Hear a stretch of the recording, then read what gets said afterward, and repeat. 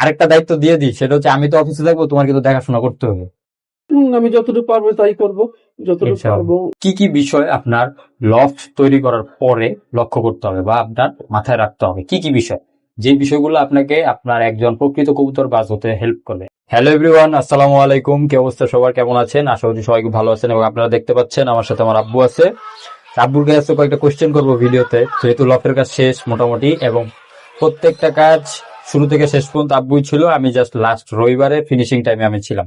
তো এই যে লফটা করলা, আলহামদুলিল্লাহ হয়ে গেছে, কিন্তু কেমন লাগতেছে তোমার?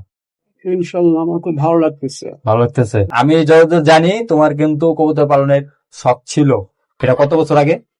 তো প্রায় 1980-85 সালের আগের কথা। 80-85 আগে? তাহলে তুমি তখন তখন তোমার বয়স কেমন ছিল? প্রায় 17-18 বছর। 17-18, তার মানে 20 বছর। মানে 1980-85 আগে, তার মানে অনেক আগে। সো ওই সময় কবুতর পালন করতে, ওই সময় কি কবুতর পালন করতা? গোল্লা কবুতর। তো কিছুটা হইলেও কবুতরের প্রতি ভালোবাসা আছে, গোল্লা কবুতর। তাই না? তো এরা আসার পর থেকে আমি যে কি কবুতর পালন করব, আমরা তো এখন মনে করেন যে কবুতর অনেক ডেভেলপ হয়েছে। যেমন আপনার রেসার আসছে, রেসার আগে থেকেই ছিল, এখন আরো ডেভেলপ হয়েছে, রেসার, গিরিবাজ, আরো ফেন্সি, অনেক ধরনের কবুতর আসছে। বাট আব্বুর মুখে একটা কথাই সবসময় শুনতেছি যে গোল্লা বলতে হবে। গোল্লা না? গোল্লা কেন গোল্লা বলতে হবে? গোল্লা কবুতর পালবো আমি জাস্ট 2-4টা বাচ্চা খাওয়ার জন্য। পালবো বাচ্চা খাওয়ার। দেখছে, আগেই কিন্তু বুকিং দেওয়া হয়েছে খাঁচা। আমি বলছি যে 2টা খাঁচা খালি থাকবে, 2টা খাঁচা তুমি গোল্লা পালো, সমস্যা নেই। মানে ব্রিডিং খাঁচা, ওইখান থেকে বাচ্চা হবে, ওগুলা থেকে আব্বু হয়তো বা ওই গোল্লার বাচ্চা খাবে অথবা রাখতে পারে। গোল্লা কবুতর রাখা যায়, সমস্যা নেই, গোল্লা কবুতর নিয়ে কোনো প্রবলেম নাই। কারণ গোল্লা কবুতর তো কবুতর, আমরা যখন কবুতর পালন শুরু করি গোল্লা কবুতর থেকে কিন্তু সবাই শুরু করি। বড় বড় কবুতর বাজ হোক কিংবা ছোট কোনো কবুতর বাজ হোক, শুরু থেকে এটা থেকেই হয়। এবং যারা নতুন কবুতর পালন শুরু করতে যায় তাদেরকে আমার সাজেস্ট একটাই থাকে, সেটা হচ্ছে গোল্লা কবুতর থেকে শুরু করা। কারণ সেটা থেকে ভালো কিছু শেখা যায়, কারণ ওই কবুতরের রোগ প্রতিরোধ ক্ষমতা ভালো থাকে, অন্য প্রবলেম কম হয়, যে কারণে নতুনরা শিখতে পারে। এই জন্য গোল্লা কবুতরটা বেস্ট। আরেকটা দায়িত্ব দিয়ে দিই, সেটা হচ্ছে আমি তো অফিসে থাকবো, তোমার কিন্তু দেখাশোনা করতে হবে। আমি যতটুকু পারবো তাই করব, যতটুকু পারবো। ইনশাল্লাহ। তাহলে আমি একটা ভালো সাপোর্ট পেয়ে গেছি। তো ভিডিও শুরুতেই আর কি আব্বুকে নিয়ে একটু কথাবার্তা বললাম, কারণ হচ্ছে এখন তো যেহেতু আব্বু দেখাশোনা করবে ম্যাক্সিমাম কাজ কবুতর, সো আব্বুর যেহেতু আগে থেকে একটা ভালোবাসা আছে কবুতর প্রতি, সো সেক্ষেত্রে তার কোনো সমস্যা হবে না, আমারও কোনো প্রবলেম হবে না। জিনিসটা আব্বুর ভালোবাসা আছে বিধায় কিন্তু আব্বু এতটুকু কষ্ট করছে আমার জন্য এবং আমাদের কবুতরের জন্য। এখন যে বিষয়টা টপিক, সেটা হচ্ছে কবুতর পালন করবেন, শুরু করবেন। অনেকেই আছে নতুন, যারা আমার ভিডিও দেখেন বা নতুন যারা আমাকে দেখে ইন্সপায়ার হবে বা আমাদের অন্যান্য কবুতরবাজদের দেখে ইন্সপায়ার হন, বড় বড় কবুতরবাজদের দেখে, এবং কবুতর পালন আপনারা শুরু করতে যাচ্ছেন, কি কি বিষয় আপনার লফট তৈরি করার পরে লক্ষ্য করতে হবে বা আপনার মাথায় রাখতে হবে, কি কি বিষয়, যে বিষয়গুলো আপনাকে আপনার একজন প্রকৃত কবুতরবাজ হতে হেল্প করবে? এখন আমরা অনেকে কিন্তু কবুতর পালন করি, কিন্তু প্রকৃত কবুতরবাজ কিন্তু সবাই হইতে পারি না। এটার পেছনে একটাই কারণ, সেটা হচ্ছে আমরা ঠিক মতো মনোযোগ দিই না। এখন প্রকৃত কবুতর বাজ হইতে হলে কি করতে হবে সেই বিষয়গুলো একটু আলোচনা করি, যেটা আমি পালন করি সবসময়, এবং আমি চেষ্টা করব এই জিনিসগুলো আপনাদেরকে সবসময় বলার, এবং আপনারা এই জিনিসগুলো ফলো করলে নতুন যারা আছেন তারা, নতুন আমার যারা ছোট ছোট ভাইয়েরা আছেন কবুতর পালন শুরু করবেন, তাদের এই বিষয়গুলো ছোট থেকে আস্তে আস্তে জ্ঞান আহরিত করতে পারলে পরবর্তীতে আপনারা এইটা থেকে ভালো ফিডব্যাক আনতে পারবেন বা আপনারা প্রকৃত কবুতর বাজ হতে পারবেন।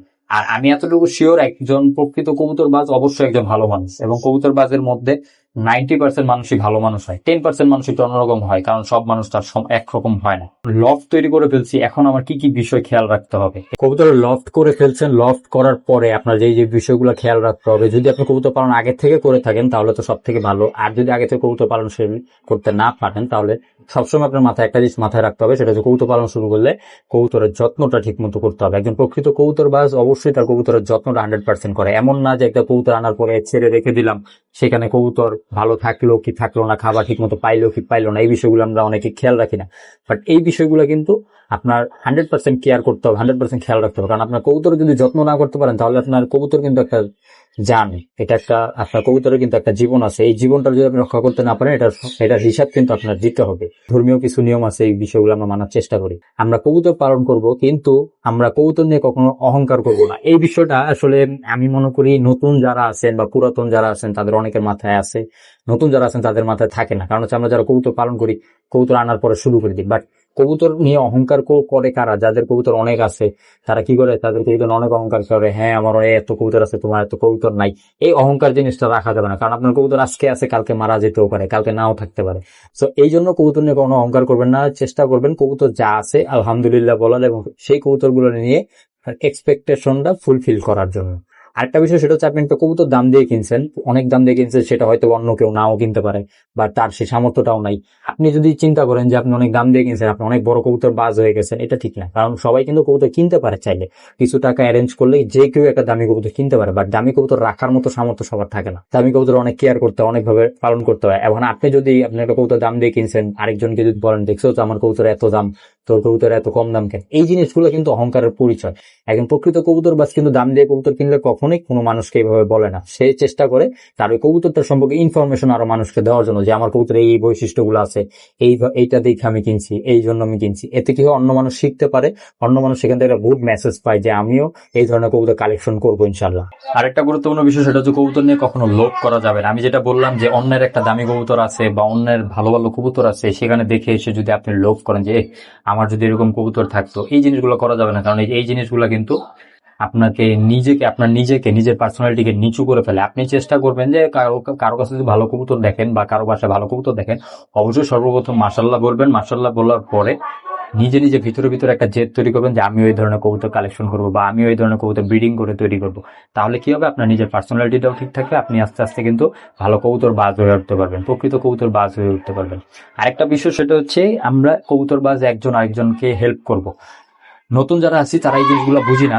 যেমন হচ্ছে, আপনি কবুতর পালন করতেছেন, আপনি ভালো পর্যায়ে চলে গেছেন, বড় লফট করে ফেলছেন, লফটে কবুতরও আছে ভালো ভালো। এখন অন্য আরেকজন কবুতর বাজ আছে, সে আপনার কাছে একটু হেল্প চায়, বা সে লফট বড় করতে চাইতেছে, বা সে ভালো কবুতর তৈরি করতে চাইতেছে, বা ভালোভাবে তার কবুতর পালন করবে কিভাবে চিকিৎসা দিবে, এই জিনিসগুলো জানতে চাইতেছে, কিন্তু আপনি ইগনোর করতেছেন। এই জিনিসগুলো করা যাবে না। কারণ সে ভাই, আপনি আজকে আছেন, আজকে আপনার ভিতরে জ্ঞান আছে, আজকে আপনার ভিতরে ভালো ভালো কবুতর আছে আপনার কাছে, কালকে নাও থাকতে পারে, কালকে আপনি এই দুনিয়াতে নাও থাকতে পারেন। তো যতটুকু পারবেন জ্ঞান অর্জন করবেন, জ্ঞান অবশ্যই মানুষকে দিবেন। তাহলে কি হবে, একটা মানুষ সারা জীবন আপনাকে মনে রাখবে, এবং আপনিও ভালো কবুতর বাজ হতে পারবেন, সেই মানুষটা একটা ভালো কবুতর বাজ হতে পারবে। আপনার মাধ্যমে যদি একজন মানুষ তার কবুতর পালনের ক্যারিয়ারটাকে সুন্দরভাবে ডেভেলপ করতে পারে, তাহলে আপনার নিজের কাছে ভালো লাগবে। এই জিনিসটা কি আমি অনেককেই বলি, কারণ আমাদের কবুতর জগতে অনেক ধরনের প্রবলেম আছে, অনেকে কেউ কাউকে হেল্প করতে চায় না, চিকিৎসার প্রবলেম হলে কেউ কাউকে বলতে চায় না। এই জিনিসটা ঠিক না। আসলে আপনার সর্বপ্রথম একজন পেটস লাভার হইতে হবে, পোষা প্রাণী লাভার হইতে হবে। কবুতর একটা পোষা প্রাণী, কবুতর লাভার হইলে আপনার কি হবে, অন্য আরেকজনের কবুতর প্রবলেমে পড়ছে, অন্য আরেকজনের কবুতর অসুস্থ হয়েছে, আপনার নিজের মধ্যে সেই কষ্ট লাগাটা তৈরি হইতে হবে। তাহলে কি হবে, তাহলে বুঝতে হবে যে আপনার মধ্যে কি আছে। তাহলে আপনি কি করবেন, আপনি চেষ্টা করবেন যে ওকে আপনার সেরাটা দিয়ে ওই কবুতরটা সুস্থ করে দেওয়ার জন্য, যদি আপনার জানা থাকে, অথবা যদি অন্য কোনো ওয়ে থাকে যে এই ওয়েতে তার কবুতরটা সুস্থ করে দিতে পারবেন, তাহলে সেই ওয়েটাও অন্তত তাকে বলবেন। তাহলে ওই মানুষটা কি পরিমাণে খুশি হবে সেটা আপনি কল্পনা করতে পারবেন না। একটা কবুতর বাজের কবুতর যখন অসুস্থ হয়, একদম শেষ পর্যায়ে চলে যায়, তা এর থেকে অসহায় মানুষ দুনিয়াতে আর আরো একটা হয় কিনা আমি জানি না কবুতর জগতে। তো এই চেষ্টা করবেন যে ওই মানুষগুলোকে হেল্প করা, তাহলে দেখবেন যে আপনি যে হেল্প করছেন এতটুকুই তার জন্য যথেষ্ট। তো এই জিনিসগুলো যদি আপনি মাথায় রাখতে পারেন, তাহলে আপনি একজন ভালো কবুতর বাজ হইতে পারবেন।